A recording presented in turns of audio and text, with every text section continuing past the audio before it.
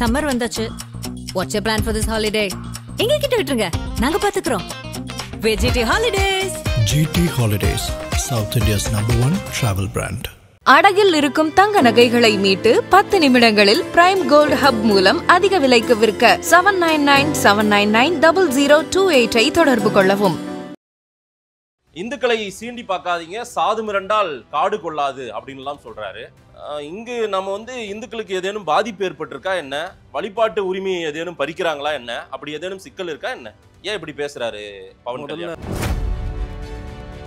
திரு பவன் கல்யாண், சிந்து மரத்தை சீண்டாதீர்கள், எங்களை சீண்டாதீர்கள், சாது மிரண்டால் காடு கொள்ளாது. பவன் கல்யாண் யாரை நோக்கி சொன்னார்? ஆராஜாவை நோக்கி சொன்னார். நேரா சொல்லுங்களேன். பவன் கல்யாண் ஆராசாவையும் உதயநிதியும் சொன்னார்னா நேரா சொல்லுங்க. அங்கே அரசியல் பேசக்கூடாது என்று தவிர்த்து ஒட்டுமொத்தமா அரசியல் மட்டும் தானே சார் பேசுறது? இல்ல, அரசியல் நான் எல்லாரும் பேசுனதையும் பேசவில்லை.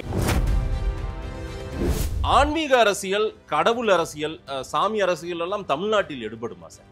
மக்கள் அரசியல் தானே வேணும். மக்கள் அரசியலை சேர்த்து தான் பேசுறாங்க. மக்கள் அரசியல் பேசாம இதை மட்டும் பேசுறாங்க. மக்கள் ஊழல் அரசியலையும் சேர்த்து தான் பேசுறாங்க.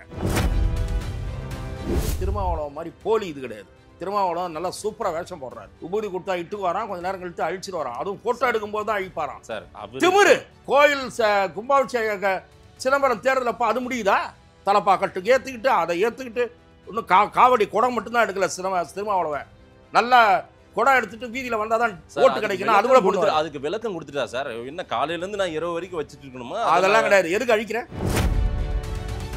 இந்து மத இழிவுன்றதோ, இந்து மதத்தை தாக்குவது என்பதோ, இந்து மத உணர்வாளர்கள் இந்துக்களுக்கு ஆபத்து என்பது போலவே அங்க எல்லாருமே பேசினாங்க.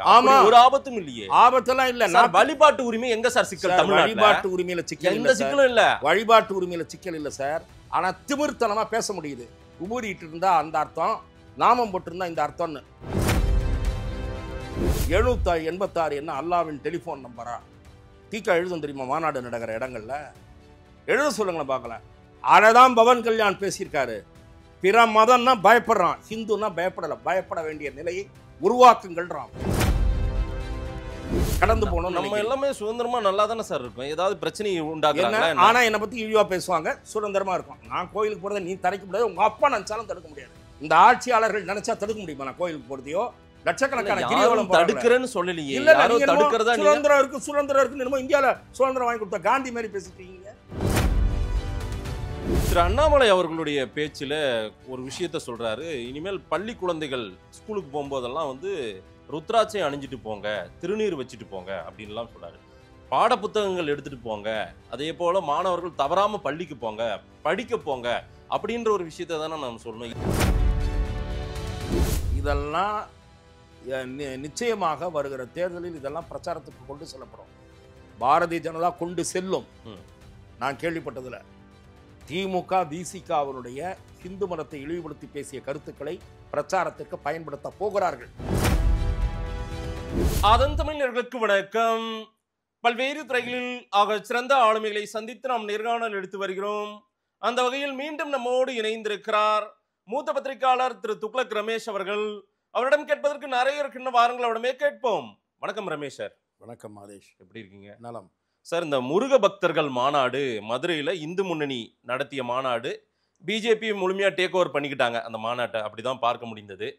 முருக பக்தர்கள் எல்லாம் அழைச்சிருக்கிறதா சொன்னாங்க. பெரும்பாலும் ஆர்எஸ்எஸ் இந்துத்துவ அமைப்புகள், அதே போல் பிஜேபியினுடைய தொண்டர்கள் எல்லாருமே அங்கே முகாமிட்டு அந்த முருக பக்தர்கள் மாநாட்டில் பங்கேற்றிருந்தாங்க. ஆந்திர துணை முதல்வர் திரு பவன் கல்யாண் பங்கேற்றிருந்தார். எங்களை சீண்டி பார்க்காதீங்க, எங்கள் மதத்தை நாங்கள் வழிபடுறதுக்கு நீங்கள் ஏன் தடுக்கிறீங்க, ஏன் இழிவு பண்றீங்க அப்படின்லாம் சொல்றாரு. எங்கள் மதத்திற்கு மரியாதை கொடுக்கலனாலே நீங்க பரவாயில்ல, ஆனா எங்களுடைய அவமரியாதை செய்ய பாக்குறீங்க, இந்துக்களை சீண்டி பார்க்காதீங்க, சாது மிரண்டால் காடு கொள்ளாது அப்படின்லாம் சொல்றாரு. இங்கு நம்ம இந்துக்களுக்கு ஏதேனும் பாதிப்பு ஏற்பட்டிருக்கா என்ன, வழிபாட்டு உரிமையை ஏதேனும் பறிக்கிறாங்களா என்ன, அப்படி ஏதேனும் சிக்கல் இருக்கா என்ன, ஏன் இப்படி பேசுறாரு பவன் கல்யாண்? திரு பவன் கல்யாண் அவர்களுடைய பேச்சு குறித்து நீங்கள் எழுப்பிய வினாவுக்கு பதிலளிப்பதற்கு முன் உங்கள் கேள்வியின் துவக்க பகுதியில் நீங்கள் கூறிய சில கருத்துக்களை அடியோடு நான் நிராகரித்து மாறுபடுகிறேன்.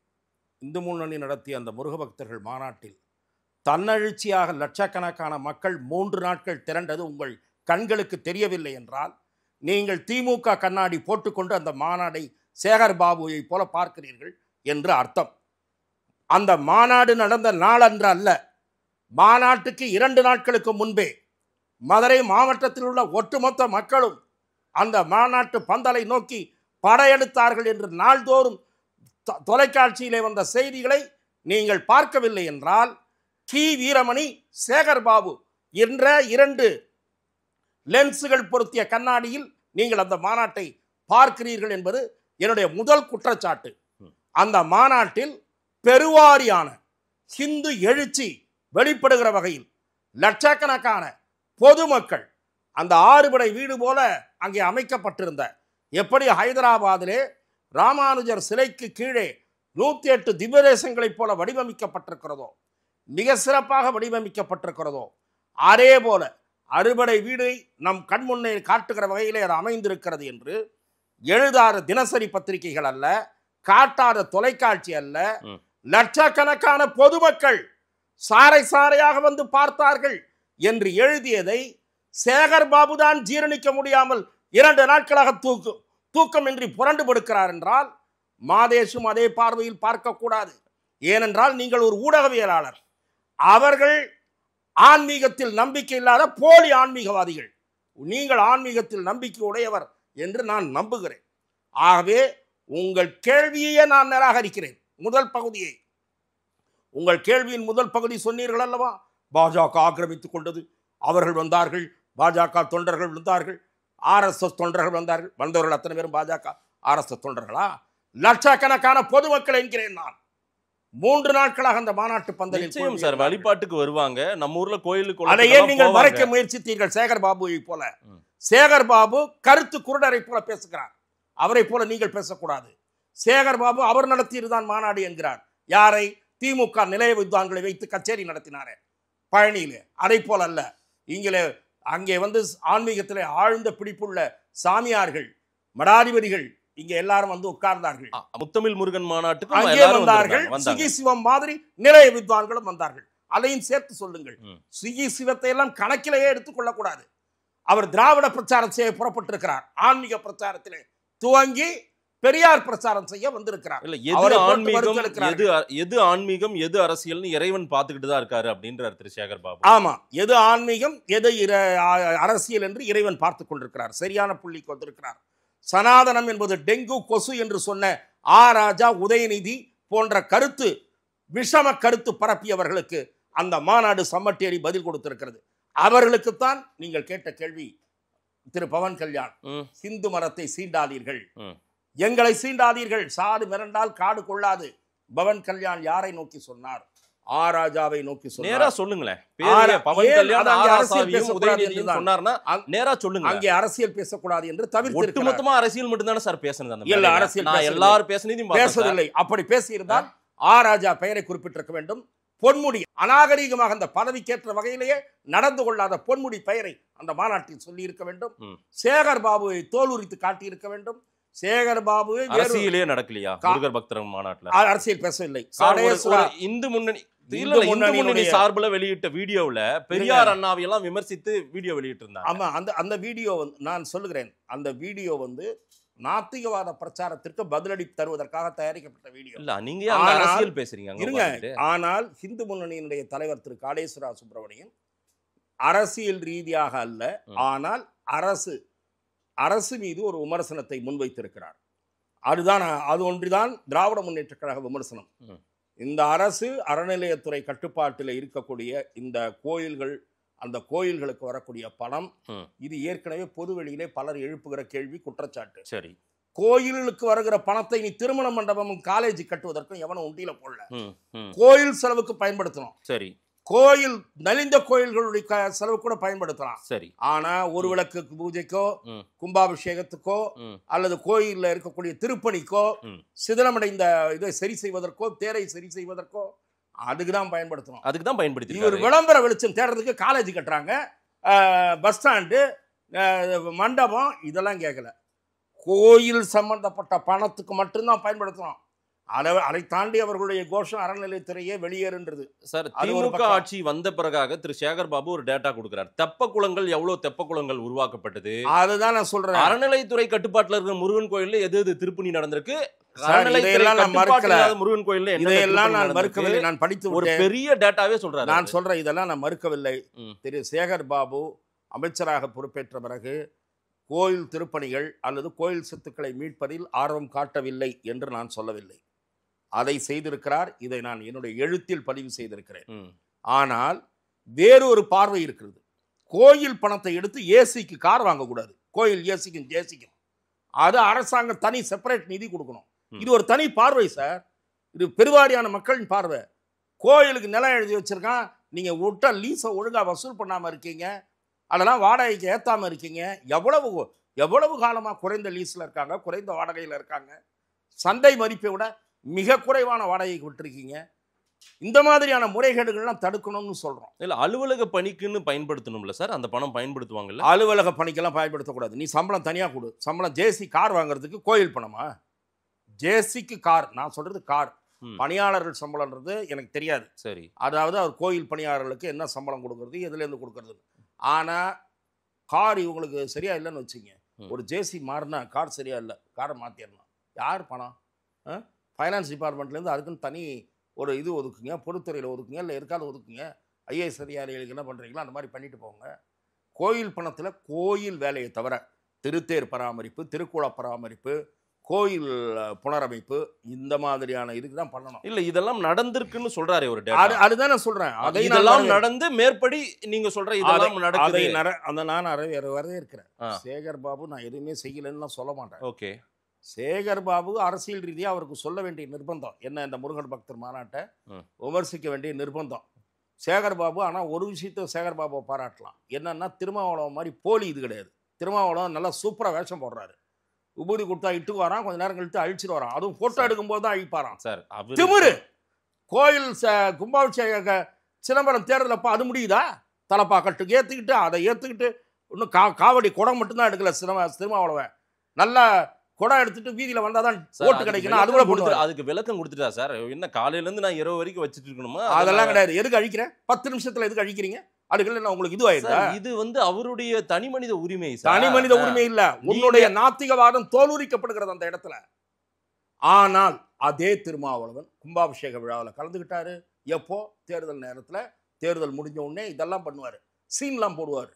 நான் என்ன சொல்கிறேன், திருமாவளவன் ஓட்டு கேட்குறப்போ சிதம்பரம் 4 மாட வீதியும் அதே பொசிஷனில் வந்தீங்கன்னா தான் ஓட்டுன்னா அழிச்சிட்டு போவாரா? 4 மாட வீதியும் பட்டையா உபூதியோடு தான் வரணும், அப்போ தான் ஓட்டுன்னு தீட்சிதர்கள் சபை முடிவு பண்ணுதுன்னு வைங்க. ஃபஸ்ட் ஆளாக போட்டுருவார் உபூதி. ஓட்டு ஓணுன்னா என்னென்ன வேஷம் போடுறீங்க அதை தான் அந்த மாநாடு சொல்லியிருக்கு. ஓட்டுக்காக வேஷம் போடுகிற இவர்களை பாடம் புகட்டுங்க. ஹிந்து எழுச்சி உருவாகணும். நாத்திகவாதம் பேசுகிறார்கள், கடவுள் மறுப்பு பேசுகிறார்கள், குறிப்பிட்ட ஒரு மதத்தை மட்டும் இழிவுபடுத்துகிறார்கள். இந்த கருத்தெல்லாம் யார் பண்றாங்கன்னு புரியுற மாதிரி பேசிட்டாங்க. இல்ல நேரடியா சொல்லி பேசணும். இந்து மத இழிவுன்றதோ, இந்து மதத்தை தாக்குவது என்பதோ, இந்து மத உணர்வாளர்கள் இந்துக்களுக்கு ஆபத்து என்பது போலவே அங்க எல்லாருமே பேசினாங்க. ஆமா, ஒரு ஆபத்தும் இல்லையே. ஆபத்தெல்லாம் இல்ல. நான் வழிபாட்டு உரிமை எங்க சார் சிக்கல்? வழிபாட்டு உரிமையில சிக்கல் எந்த சிக்கலும் இல்ல. வழிபாட்டு உரிமையில சிக்கல் இல்ல சார். ஆனா திமிர்த்தனமா பேச முடியுது. உபூதிட்டு இருந்தா அந்த அர்த்தம், நாமம் போட்டு இருந்தா இந்த அர்த்தம்னு அவரையெல்லாம் ஓட ஓட விரட்டி அடிக்கணும் வர தேர்தல்ல. அதுதான் அந்த உணர்வு. இல்ல அதெல்லாம் அவரை தூக்கி பதவியில இருந்து வெளியே தூக்கி போட்டாரு. பதவியில இருந்து வெளியே தூக்கி போடலைன்னா உங்க கவர்மெண்ட் போயிருக்குன்னா என்னது? மக்கள் திரும்ப போட மாட்டாங்க. அந்த ஒரு பேச்சை திரும்ப திரும்ப தமிழ்நாடு முழுக்க ஒளிபரப்புவார்கள். என்ன நாத்திகவாதம் பேசிட்டு இருக்கீங்க? திமிரெடுத்து போய் மற்ற மதத்தை பத்தி பேச முடியுமா நீங்க? ஏன் திராவிடர் கழகம் செவரில் எழுதுது? இப்பெல்லாம் எழுதுறதில்ல தெரியுமா உங்களுக்கு? இவங்க ஆட்சியில் இருந்தாங்கன்னா அடக்கி வாசிக்கிறாங்களா இல்ல பாயிங்க மேல இருக்கிற அச்சமான்னு தெரியல, இஸ்லாமியர்கள் மேல இருக்கிற அச்சமான்னு தெரியல. முன்னெல்லாம் செவரில் எழுதியிருப்பார் வீரமணி. இப்போ எழுத சொல்லுங்களா பார்க்கலாம், தைரியம் தான். 786 என்ன அல்லாவின் டெலிஃபோன் நம்பரா? தீக்கா எழுதும் தெரியுமா மாநாடு நடக்கிற இடங்கள்ல? எழுத சொல்லுங்களேன் பார்க்கலாம். அதைதான் பவன் கல்யாண் பேசியிருக்காரு.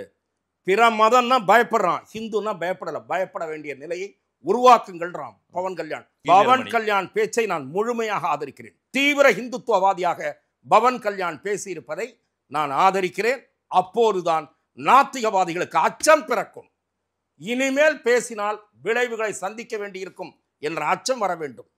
அந்த அச்சத்தை ஏற்படுத்துவதற்குத்தான் அந்த மாநாடு. எங்க என்ன பாதிப்பு நடந்திருக்குன்னு பவன் கல்யாணம் சொல்ல அதுதான் இப்ப நான் சொல்றேன். இத்தனை உதாரணம் நான் சொன்னேன். இல்ல ஒரு பிரச்சனையுமே இல்லையா? இல்லாத பவன் கல்யாணம் வந்து ஆந்திராவுல வந்து இங்க சொல்லிட்டு போணுமா? பவன் கல்யாணம் சொல்ல வேண்டியதுல எல்லாரும் சொல்லணும்ன்ற நானு. பவன் கல்யாண் வந்து இந்த மெசேஜை பரப்பியிருக்காரு. எல்லாரும் சொல்லணும். ஏற்கனவே இங்கே ராஜா சொல்லிட்டு இருக்காரு. ஏற்கனவே டாக்டர் தமிழிசை சொல்ல ஆரம்பிச்சிட்டாங்க. தமிழிசை தீவிரமாக பேசுகிறாங்க. நாத்திகவாதத்திற்கு மக்கள் வர்ற தேர்தலில் பதிலடி தரணுன்றாங்க. நாத்திகவாதம் பேசுபவர்களுக்கு பாடம் போட்டணும். குறிப்பாக ஹிந்து மதத்தை இழிவுபடுத்துபவர்களுக்கு. ஹிந்து மதத்தை இழிவுபடுத்துகிறாங்க. நீங்கள் இல்லைன்னு நினைக்கலாம். ஏன்னா நீங்கள் சௌகரியமாக அதெல்லாம் பார்க்காமையே போகணும்னு நினைக்கிறீங்க, கடந்து போகணும். நம்ம எல்லாமே சுதந்திரமா நல்லா தானே சார் இருக்கும். ஏதாவது பிரச்சனை உண்டாக்குறாங்க. ஆனால் என்னை பற்றி இழிவாக பேசுவாங்க. சுதந்திரமாக இருக்கும். நான் கோயிலுக்கு போகிறத நீ தடுக்க முடியாது. உங்கள் அப்பா நினச்சாலும் தடுக்க முடியாது. இந்த ஆட்சியாளர்கள் நினைச்சா தடுக்க முடியுமா? நான் கோயிலுக்கு போகிறதையோ லட்சக்கணக்கான கிரிவலம் தடுக்கிறேன்னு சொல்லலையே.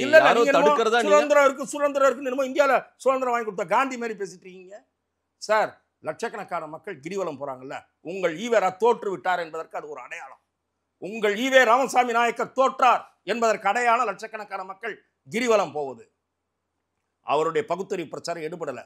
ஆனா என்னன்னா அப்பப்போ அந்த கிளறி பாக்குறீங்க, சீண்டி பாக்குறீங்க. இல்ல ராமர் தமிழ்நாட்டில் பக்தியை நம்பக்கூடிய மக்கள் கொஞ்சம் புத்தியையும் நம்பிதான் வாழக்கூடியவர்கள் அப்படின்னு. உங்களை நம்ப தயாரா இல்லை.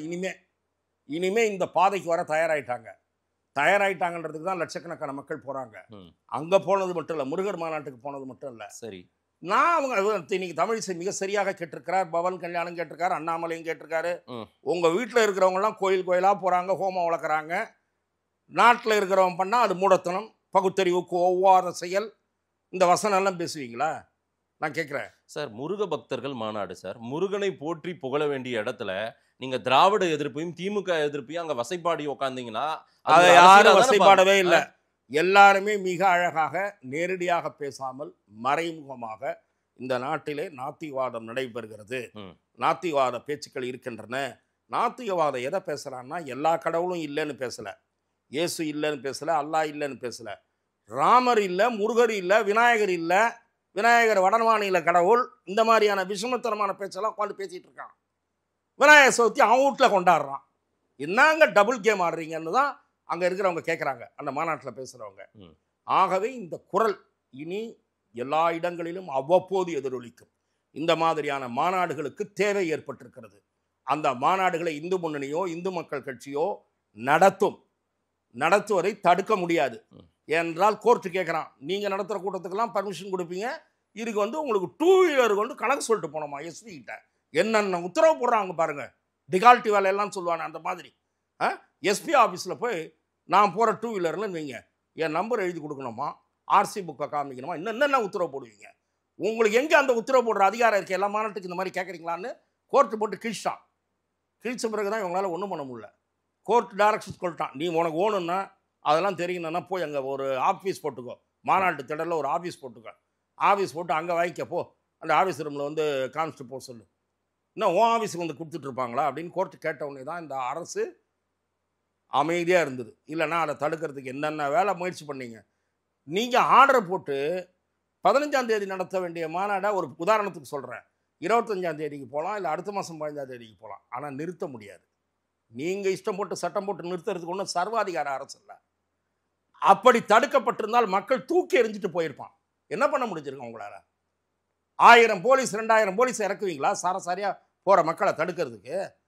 அப்படி என்றால் நீங்கள் எக்ஸ்போஸ் ஆகியிருப்பீர்கள்.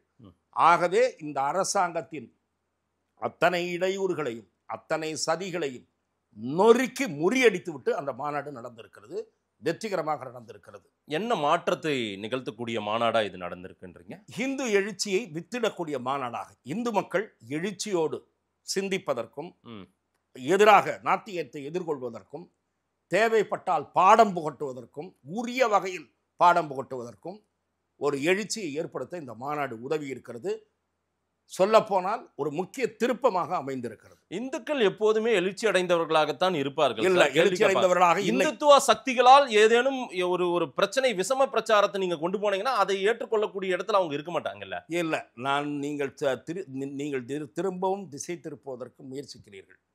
இந்து மக்கள் ஆன்மீகத்தில் நம்பிக்கை உள்ளவர். ஆமா, மிக பெருவாரியான இந்து மக்கள் உணர்வு உள்ளவர். அதெல்லாம் சாமியை கும்பிட்டு யாருக்கு ஓட்டு போடணுமோ போடுவாங்க. கரெக்டா? அல்ல, அதுதான் இப்போது என்ன திருப்பம் என்றால், சாமியை கும்பிடுவார்கள், சாமியை கும்பிடுவதாக வேஷம் போட்டுக்கொண்டே இந்து மக்களை மட்டும் சீண்டி கொண்டிருக்கிறார்கள், இன்ன நாள் சீண்டி கொண்டிருக்கிறார்கள் என்கிற கருத்துக்கள் தொடர்ந்து அம்பலப்பட்டு வருகின்றன.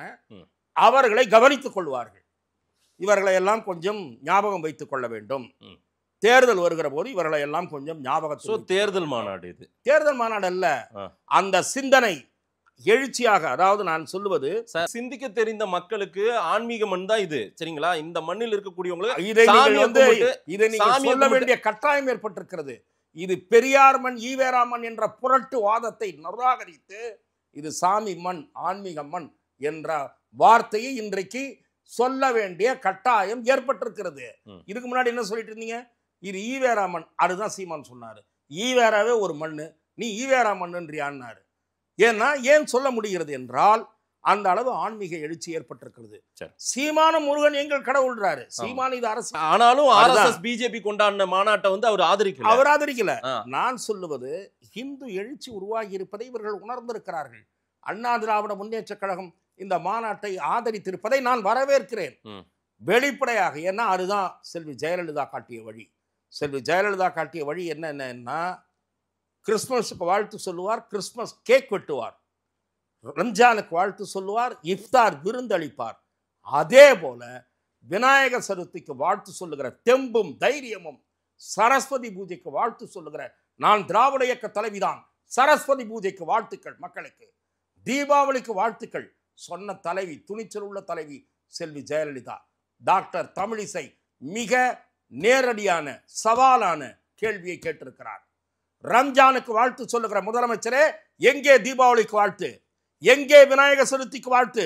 அப்படியானால் நீங்கள் பேசுவது போலி மதசார்பு என்பது நீங்கள் தான் ஒரு மத சார்பு அரசியல், மைனாரிட்டி தாஜா அரசியல்.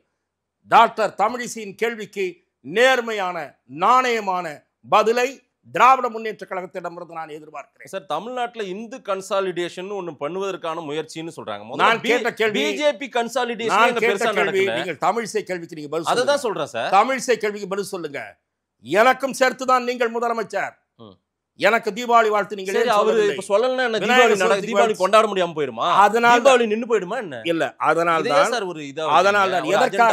எதற்காக இதை சொல்லுகிறார்கள் என்றால், பவன் கல்யாணம் தமிழிசையும் எதற்காக இதை சொல்லுகிறார்கள் என்றால், இந்துக்கள் உணர்வை புண்படுத்துவது என்பது இவர்களுக்கு ஒரு வாடிக்கை. இல்ல சார், அவங்க தீபாவளி வாழ்த்து சொல்லியா தீபாவளி ஒழுங்கா இதாக போகுது. அது நீங்க புரிஞ்சுக்கிட்டீங்கன்னா அதுவே போதும். சரி, நீங்க நடக்குது. நீங்க வந்து கடவுளை வணங்குவோன் காட்டு மிராண்டின்னு சொன்னவரை தூக்கி எறிந்து விட்டுதான் இன்றைக்கு லட்சக்கணக்கான மக்கள் போறாங்க. கடவுளை வணங்குபவன் காட்டு மிராண்டி என்பவர் சிலையாக இருக்கிறார் திருவரங்க கோயிலுக்கு முன். அவரை தாண்டித்தான் ஆயிரக்கணக்கான மக்கள் உள்ளே போகிறார்கள். நீ ஆச்சு உங்க கொள்கை ஆச்சுன்னு சொல்ற மாதிரி தான். அதுக்காக நீங்கள் வெங்காயம்னு வைங்க, உங்க கொள்கை வெங்காயம் சொல்லிட்டு தான் லட்சக்கணக்கான மக்கள் கோயில். ஒன்றே குலம் ஒருவனே தேவன் சொல்லிட்டாரு திமுக. இன்னைக்கு வந்து அந்த கட்சியிலே 80% ஏன்னு சொல்லிட்டாங்கன்னா, பல்டி அடிச்சு ஓட்டுக்காக. நீங்க ஈவேரா தொண்டரடி பொடியாடுவார்களாச்சு. இல்ல, பல்டி அடிச்சு ஓட்டுக்காகனாலையும் ஓட்டு அங்கதானே போடுறாங்க, இங்க வரல. இல்ல, அதுதான் இனிமே போட மாட்டாங்க. இல்ல சார், போடக்கூடாது. பிஜேபி முதல்ல பிஜேபி கன்சாலிடேஷனே தமிழ்நாட்டுல பெருசா நடக்கிறது இல்ல.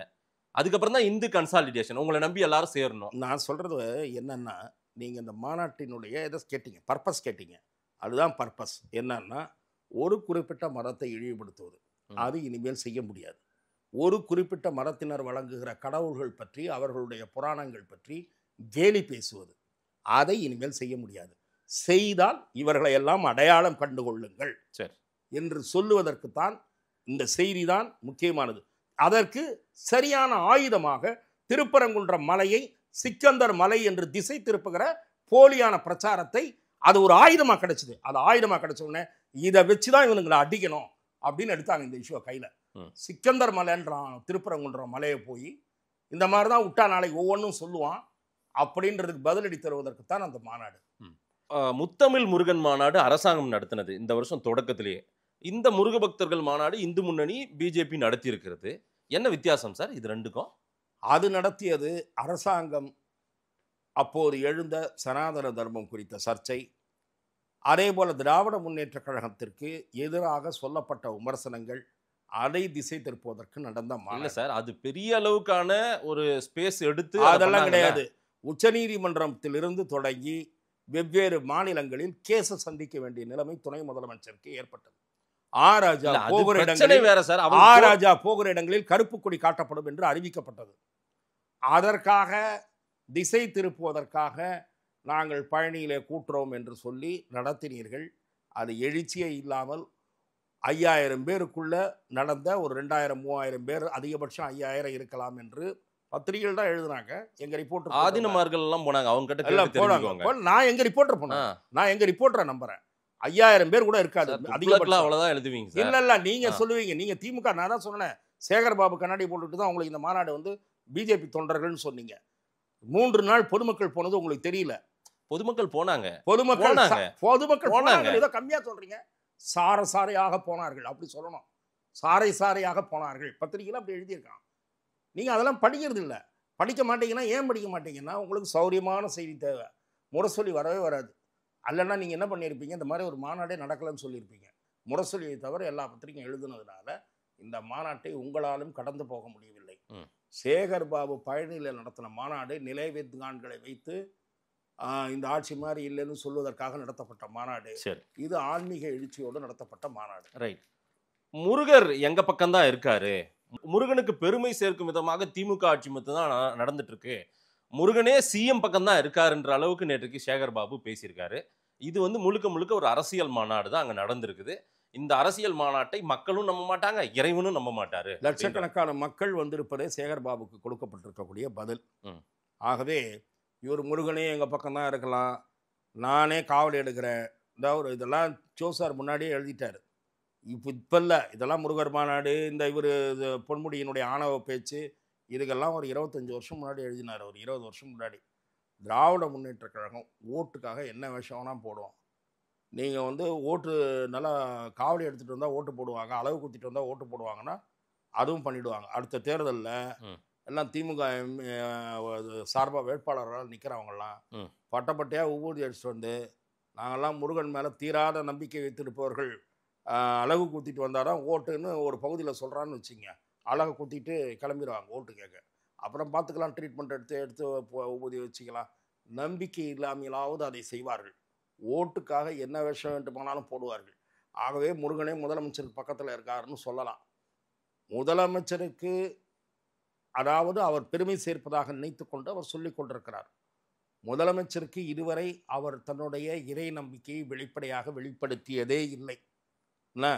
அது இதுவரை அவர் தன்னுடைய இறை நம்பிக்கையை பறைசாற்றும் வகையில் ஒரு நடவடிக்கையிலும் ஒரு செயலிலும் ஈடுபடவில்லை.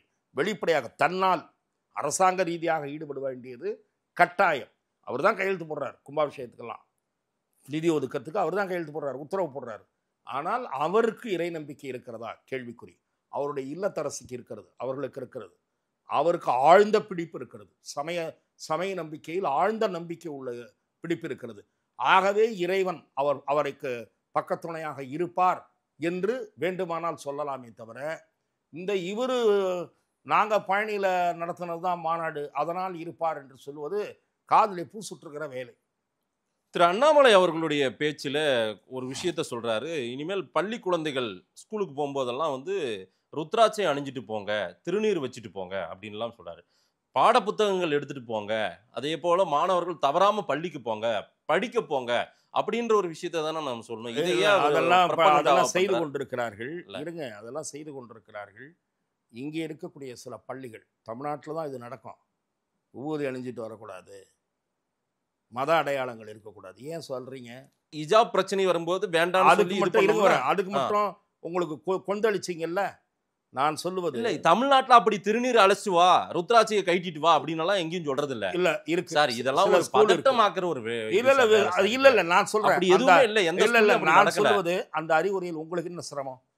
எந்த பெற்றோர் செய்யறாங்களோ அதை செஞ்சுட்டு போறாங்க. உங்களுக்கு எங்க அது நோவுது சார்? ஏன் நோவுது? மத உணர்வு அடையாளங்களை ஏன் அங்க? இல்ல மத உணர்வு அடையாளங்கள் படிக்க போற பசங்களுக்கு நம்ம என்ன இல்ல சிறு வயதிலேயே பக்தி உணர்வை வளர்க்க வேண்டும் என்று பல வீடுகள் பக்தி இருக்கு சார். எங்க வீடுலாம் அதுதான் பக்தி இருக்கு. எங்க வீட்ல எல்லாம் அத பழக்கம் இல்ல. நீ திருநீர் பட்டையும் போட்டு போ, நாங்க வீட்ல ருத்ராட்சை அணிஞ்சிட்டு போன்னு சொல்றது என்னது? எங்க வீட்ல என்ன, நான் என்னுடைய சமயத்தை வச்சு நான் சொல்லல. நிறைய வீடுகள்ல என்ன தெரியுமா, பால் நெற்றியோடு பள்ளிக்கோ இல்ல வேற எங்கேயோ கிளம்பாத, பெண்ணாக இருந்தால் குங்குமம் வச்சுட்டு போ, ஆணாக இருந்தால் உபூதிட்டு போ. இது சொல்றது ஆயிரக்கணக்கான வீடுகளில் அன்றாடம் வழக்கம். ஆகவே அண்ணாமலை சொன்ன எதுவும் புதிதல்ல. இதே ஒரு யோசனையாக அல்லது தன்னுடைய கருத்தாக அவர் தெரிவித்திருக்கிறார். இதுல எந்த இல்ல தவறும் சார், இல்ல. இது நடைமுறையிலே இதெல்லாம் சிலர் உங்களுக்கு இருக்கு இருங்க. சார். நடைமுறையில இருக்கிற ஒண்ணுதான். இதை ஏன் நீ உங்க இருங்க. ஒரு பிரச்சாரமாவே பண்றீங்கன்னு பண்ணா கேக்குறேன். உங்களுக்கு எங்க உதைக்குதுன்னு நான் கேட்கிறேன். பண்ணா உங்களுக்கு ஏன் கலகம் வருது, கலக்கம் வருது, அச்சம் வருதுன்னு கேட்கிறேன். அதை அவர் சொல்லும் போதே உங்களுக்கு ஏதோ ஒரு கிளி பிடிக்குதுன்னா உங்ககிட்ட ஏதோ ஒரு தவறான பார்வை இருக்குன்னு அர்த்தம். இதெல்லாம் ஏதாவது இதுவாயிடுமோ, அப்படியே அவங்க வீட்டுல ஓட்டு மாத்தி போட்டுருவாங்களோ. இல்ல, ஆளாளுக்கு ஒரு மத உணர்வோட பள்ளி குழந்தைகள் அவங்க ஸ்கூலுக்கு போனா அது சரியாது. இல்ல சார், அவரவர்களுடைய பெற்றோர் எடுக்க வேண்டிய முடிவு அது. ஆமா, பெற்றோர் அதையே இல்ல அதையே முருகர் மாநாட்டுல உட்கார வச்சு இல்ல அரசியல் சார், நான் பண்றீங்க? அதுதான் சொன்னேன். ஆயிரக்கணக்கான வீடுகளில் அது ஏற்கனவே வழக்கமாக இருக்கிற ஒண்ணுது சார். இல்லாத வீடுகளுக்கு இதை கடைபிடிங்கள்னு சொல்றதுல ஒன்றும் தவறு இல்லை. ஒரு மூத்தவராக அல்லது அவரும் ஒரு பெற்றோர் என்ற நிலையில் இருந்து அதை சொல்றதுல என்ன உங்களுக்கு பிரச்சனை? அதுல என்ன உங்களுக்கு பிரச்சனை வந்துருச்சுன்னு கேட்குறேன். ஊறிட்டு போகணும்னு ஏன் சார் இவர் சொல்றாரு? எனக்கு ரொம்ப பயமா இருக்கு சார். இவர் சொல்றத பார்த்தா அவங்க வீட்டுலலாம் டிஎம்கே ஓட்டு போட மாட்டாங்க போல இருக்கு அப்படின்றீங்க. நீங்க பயப்படுறீங்களோன்னு நினைக்கிறேன். விசிகாவுக்கு ஓட்டு போட மாட்டாங்க போல இருக்கு. ஏன்னா விசிகா இந்து மதத்துல அடியோடு நம்பிக்கை இல்லாத ஒரு கட்சி. மன்னிய அரசுலாம் எவ்வளவு மோசமா பேசுறாருன்னு நினைக்கிறீங்க? இதெல்லாம் நிச்சயமாக வருகிற தேர்தலில் இதெல்லாம் பிரச்சாரத்துக்கு கொண்டு செல்லப்படும். பாரதிய ஜனதா கொண்டு செல்லும். நான் கேள்விப்பட்டதுல திமுக விசிகாவினுடைய ஹிந்து மதத்தை இழிவுபடுத்தி பேசிய கருத்துக்களை பிரச்சாரத்திற்கு பயன்படுத்த போகிறார்கள். அதுல எந்த மாற்று கருத்தும் இல்லை. தைரியம் இருந்தா அப்போ நீங்க சொல்லணும், எப்பா எல்லாரும் நாங்கெல்லாம் அநியாயத்துக்கு தெய்வ பக்தி உள்ளவங்க, இவங்கள விட நாங்க வேணா புரண்டு வந்து ஓட்டு கேட்கிறோம், வீட்டுல ரோட்ல புரண்டு வந்து ஓட்டு கேட்கிறோம் அப்படின்னு சொல்ல வேண்டிய நிலைமை கூட உருவாகலாம். சரி, ஆன்மீக அரசியல், கடவுள் அரசியல், சாமி அரசியல் எல்லாம் தமிழ்நாட்டில் எடுபடுமா சார்? மக்கள் அரசியல் தானே வேணும். மக்கள் அரசியலை சேர்த்து தான் பேசுறாங்க. மக்கள் அரசியல் பேசாம இதை மட்டும் பேசுறாங்க. மக்கள் ஊழல் அரசியலையும் சேர்த்து தான் பேசுறாங்க. தமிழ்நாட்டில் ஊழல் அரசியல் வேண்டுமா? மக்களுக்கான திட்டங்கள் என்ற பெயரில் எல்லா திட்டங்களிலும் 10% முதல் 25% வரை கமிஷன் அடிக்கும் ஒரு ஊழல் அரசியல் தொடர வேண்டுமா என்றதெல்லாம் சேர்த்து தான் பேசுறாங்க. மக்கள் அரசியல் பேசாம இல்ல. ஆன்மீக அரசியல் எழுச்சி பெறுவது நல்லது என்று நான் விரும்புகிறேன். தமிழகத்தில் ஆன்மீகம் அதே போல தேசிய உணர்வுகள் இரண்டும் தழைத்தோங்குவது தமிழகத்திற்கு நல்லது. தேசிய உணர்வும் தெய்வீக உணர்வும், அதைத்தான் நம்முடைய மறைந்த பசும்பொன் முத்துராமலிங்க பெருமனார் சொன்னார். தேசியமும் தெய்வீகமும் என்னுடைய 2 கண்கள் என்று சொன்னார். தேசியமும் தெய்வீகமும் எழுச்சி பெற்றால் மனச்சான்று என்பது ஒழுங்காக செயல்படும். அவரவர் மனசாட்சிப்படி இயங்க வேண்டும் என்றால் தெய்வ பக்தி மேலோங்கி இருக்க வேண்டும். சார், ஆன்மீகம் வேற அரசியல் வேற தானே சார்? ஆன்மீகமும் அரசியலும் இணைந்து பயணிப்பதில் தவறில்லை என்கிறேன். ஏற்கனவே ரஜினிகாந்த் வந்தவரே திரும்பி போயிட்டார் சார். சார், அவர் போனாருன்னா அதுக்கான காரணங்கள் வேறு. நீங்கள் அதை தனியாகத்தான் கேட்க வேண்டும். ஆன்மீகமும் அரசியலும் நேர்கோட்டில் இருக்க வேண்டியதில்லை. அந்த உணர்வு தேசிய உணர்வு கூடவே தேசிய உணர்வும் இருக்கணும். இது நமது நாடு என்ற உணர்வு இருக்கணும். இது நமது நாடுன்னு இல்லாம இது எங்க ஊருன்னே பேசிட்டு இருக்கோம். இன்னும் குறுகிய இருக்கோம். இனவாதத்துல இனவாதத்திலையும் குழுவாதத்திலையும் பிராந்திய உணர்வுலையும் அந்த உணர்வோடையும் இருக்கும். அப்படி இல்லை, நான் இந்தியன், முதலில் இந்தியன், அந்த உணர்வு வேண்டும். தேசிய உணர்வு வேண்டும், தெய்வீக உணர்வு வேண்டும். தெய்வத்திற்கு பயப்படுகிறவன் பெருமளவுக்கு தவறு செய்வதற்கு அஞ்சும்.